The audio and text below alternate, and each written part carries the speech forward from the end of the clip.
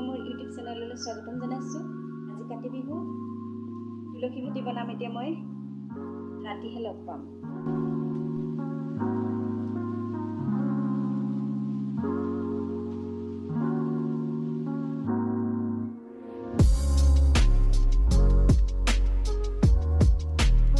হাই friends, এতিয়া মই আহিছোঁ পথাৰ চাবলৈ। এইখনেই আমাৰ পথাৰ।